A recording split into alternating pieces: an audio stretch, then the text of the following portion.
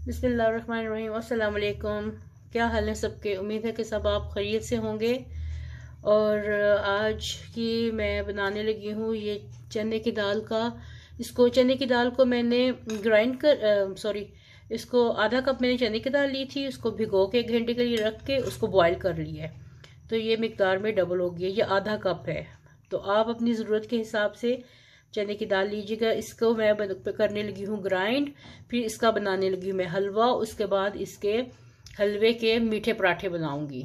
ये हलवा पराठा बनेगा, इसका चने की दाल का हलवा पराठा। तो इसको मैं पहले कर लूँ ग्राइंड। इसको मैंने फुल डन किया हुआ है, ये देखिए हाथ से बिल्कुल ये सॉफ्ट है बिल्कुल। तो अब इसको मैं पीसने लगी हूँ। चले मैं इसको पीस लूँ, फिर दिखाती हूँ आगे क्या। ये देखिए मैंने चॉपर में इसको ग्राइंड कर लिया है, ये बिल्कुल फाइन पेस्ट बना लिया है। आधा कप दाल ली थी मैंने, उसको 1 घंटा भिगो के आधा कप पानी में उसको मैंने बॉईल कर लिया था।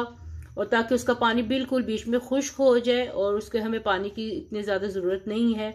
अब ये बिल्कुल पीस के जब बॉयल होगी ठंडी करके, अब मैंने इसको ये पीस लिया है, फाइन पेस्ट बना लिया। ठीक है, अब नेक्स्ट प्रोसीजर बता। ये फ्राइंग पैन में मैंने 1 टेबलस्पून देसी घी डाल दिया है। इसकी जरूरत तो नहीं है, लेकिन सिर्फ एक टेस्ट देने के लिए चूल्हा मैंने जला लिया है। अब ये जो ग्राइंड किया हुआ सारा दाल का अमेजा है, ये मैं इसमें डालने लगी हूँ। ना भी डालें तो कोई मसला नहीं है, घी अगर ना भी डालें तो कोई मसला नहीं है, लेकिन मैंने सिर्फ एक टेस्ट देने के लिए देसी घी का बटरी फ्लेवर लाने के लिए उसमें मैंने ये डाल दिया। अब इसको मैं भूनूंगी उतनी देर तक जब तक इसका पानी नहीं खुश्क हो जाता और इसका रंग नहीं चेंज हो जाता, ये अच्छी तरह भून नहीं जाती। फिर नेक्स्ट प्रोसीजर बताती हूँ।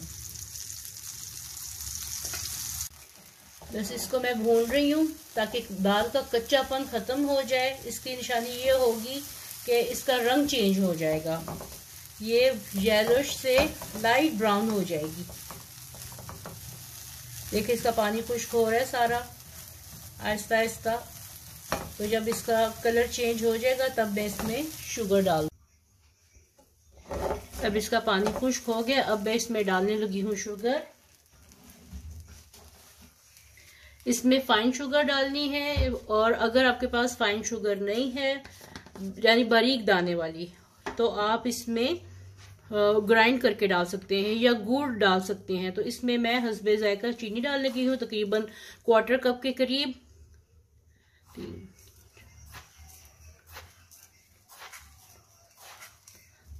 8 टीस्पून मैंने डाली हैं, और ये बनते हैं 4 टेबलस्पून या 1/4 कप बनता है। तो ये इसमें मैंने डाली है।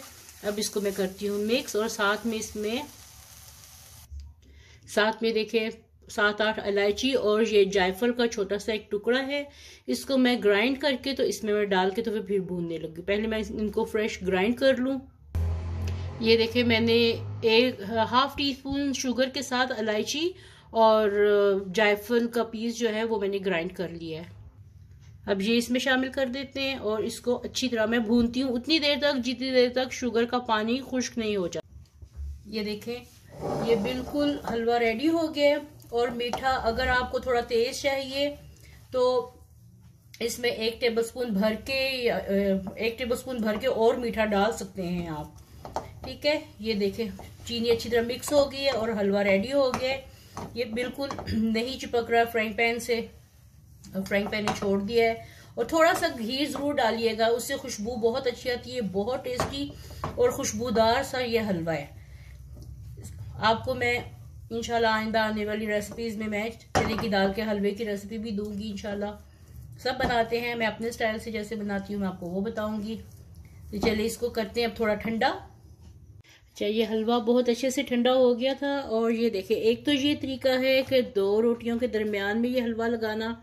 ठीक है, जैसे हम लोग आलू का पराठा बनाते हैं। तो इसको अब मैं बेल के तो ये तवे पे डालने लगी हूँ।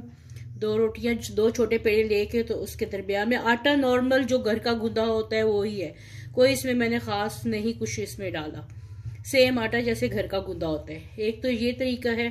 अब इसको मैंने जोड़ लिया है। ठीक है, अब इसको मैं बेल के तो तवे पे डालती हूँ। ये देखिए मैंने इसको तवे पे डाल दिया है, और इसको बड़े नरम हाथ से आपने इसको बेलना है, बहुत जोर लगा के नहीं बेलना। तो जोर लगा के बेलेंगे तो वो ये पराठा फट जाएगा। और साइडों से, किनारों से अच्छी तरह से इसको जोड़ने हैं। एक तरफ से सेक लग जाए फिर उसको उल्टा लें, जैसे पराठा पकाते हैं। फिर इसको घी लगा के इसको फ्राई करूंगी। ये देखिए मैंने घी डाला। घी डालने में कंजूसी नहीं कीजिएगा क्योंकि पराठा है और वो भी मीठा, तो घी डालने में कंजूसी मत कीजिएगा। इसको अच्छी तरह फ्राई करना है। अब इसको पलटा के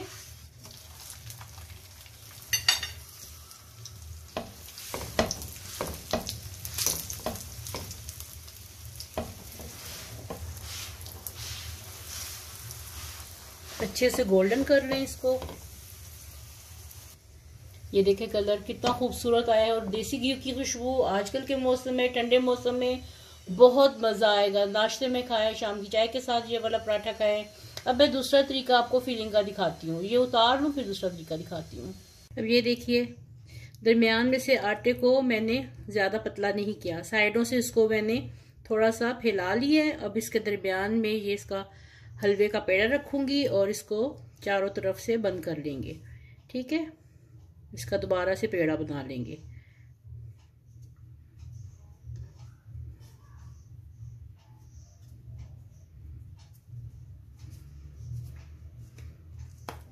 अब ये दोबारा से पेड़ा बन गया।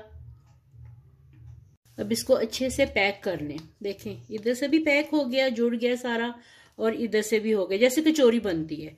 अब इसको मैं बेलने लगी हूँ। इसको भी नरम हाथ से बेलना है, ज्यादा जोर लगा के नहीं बेलना वरना आपकी रोटी फट जाएगी। अब जिस साइड से मैंने ये जोड़ा था उसको मैं नीचे रखूंगी और इस तरफ से मैं बेलूंगी। चलिए मैं बेल के तो फिर मैं आपको दिखाती हूँ। ये देखिए इसको मैं बेल रही हूँ। इसको थोड़ा खुशका लगाते हैं, दोनों साइडों पे खुशका लगाएं।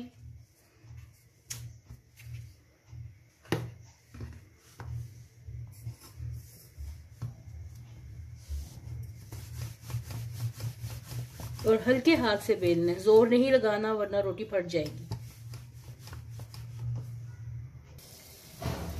ये देखें एक तरफ से सेक लग गया है। अब मैं इसके ऊपर डाल रही हूँ घी।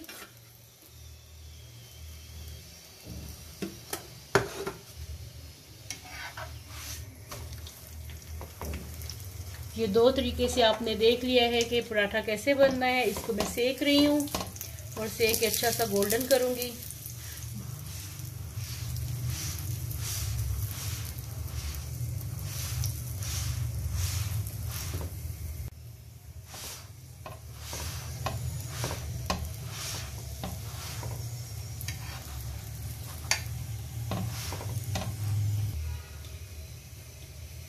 ये देखिए कितना प्यारा गोल्डन कलर आया है पराठे का, और टेस्ट में भी इंशाल्लाह बहुत अच्छा होगा। ज़रूर बनाइए और घर वालों को खिलाएं।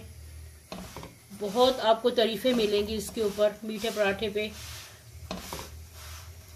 अगर आपको आज की रेसिपी पसंद आई हो तो मेरे चैनल को लाइक करें, सब्सक्राइब करें और बेल आइकन के बटन को क्लिक करें ताकि हर नए आने वाली रेसिपी आपको फ्री में देखने को मिले। वीडियो देखने का बहुत बहुत शुक्रिया। Thank you. अल्लाह हाफिज़।